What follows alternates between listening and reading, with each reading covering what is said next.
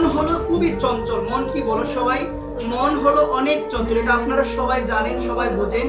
আমরা দেখতে পেয়েছিলাম শ্রীমদ্ ভগবত গীতার মধ্যে অনাদিরাদি গোবিন্দ সর্বকারণের কারণ ভগবান শ্রীকৃষ্ণ তাকে প্রশ্ন করেছিল, অর্জুন তার ভক্ত কি প্রশ্ন করেছিল, ভগবান মন চঞ্চল, এই চঞ্চল মনটাকে কি করে বশ করবো? মা, অর্জুনের এমন গুণ ছিল যার নাম ছিল গুরাকেশ। অর্জুনের একটা নাম কি বলো সবাই? গুরাকেশ, যিনি নিদ্রাকে জয় করেছিল। অনেক দিন চলে যায়, 1 মাস 2 মাস, অর্জুন কিন্তু না ঘুমিয়ে থাকতে পারতো। আমরা কি পারবো মা?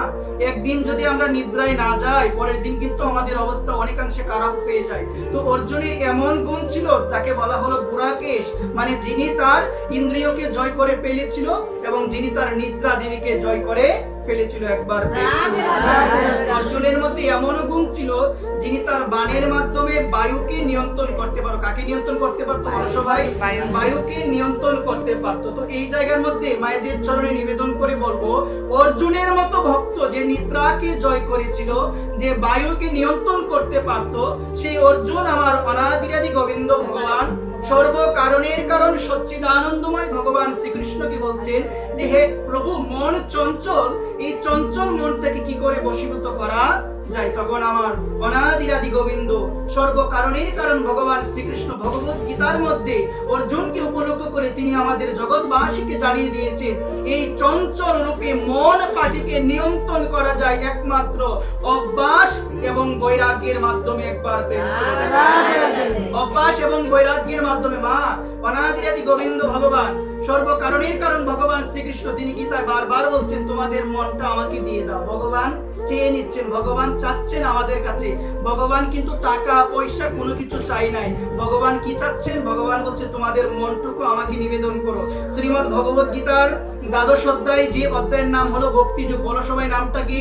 ভক্তিযোগ। ওই ভক্তিযোগের 8 নং শ্লোকের মধ্যে আমার ভগবান কি বলছে? ময়ূব্য মন আদর্শ ময়ী বুদ্ধি নিবেশস্যি ময়ূব্য অত ঊর্ধ্বন্য সংশয়। ভগবান বলছেন তোমাদের মনটুকু আমার কাছে সমাহিত করো, তোমাদের মনটুকু আমাকে সমাহিত করো, তাহলে কোনো সংশয় নেই, অত ঊর্ধ্বন্য সংশয় তোমরা আমার চরণ লাভ করতে পারবে। একবার ভগবান বারংবার তিনি আমাদের জানিয়ে দিয়েছেন, ভগবান আর কিছু চাই নাই, ভগবান আর কিছু করতে বলে নাই।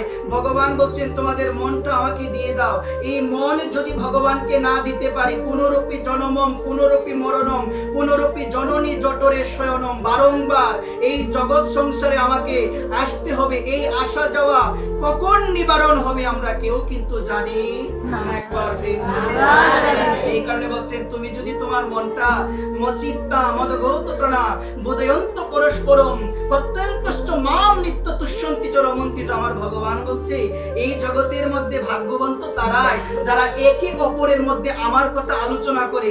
এই জগতের মধ্যে ভাগ্যবন্ত তারাই যারা একে অপরের মধ্যে গোবিন্দের কথা, ভগবান কৃষ্ণের কথা আলোচনা করে। তো মা, এই জায়গার মধ্যে আপনারা একটা জিনিস লক্ষ্য করে দেখবেন, আমরা যখন হাঁটতে বের হই, একজনের সাথে যখন আরেকজনের দেখা হয়, আপনারা আপনাদের মনকে প্রশ্ন করবেন, বিবেককে প্রশ্ন করবেন, আপনারা কি গোবিন্দের কথা বলেন? বা আমরা কি গোবিন্দের কথা বলি?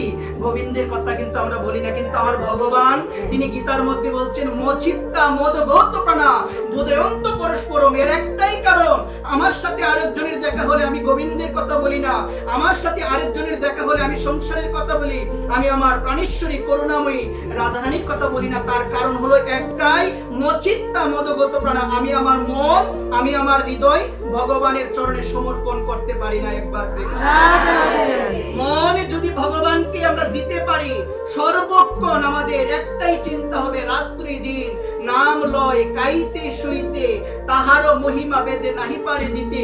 কি শয়নে কি ভোজনে কিবা জাগরণে অহর্নিশ চিন্ত কৃষ্ণ বলহ বদনে।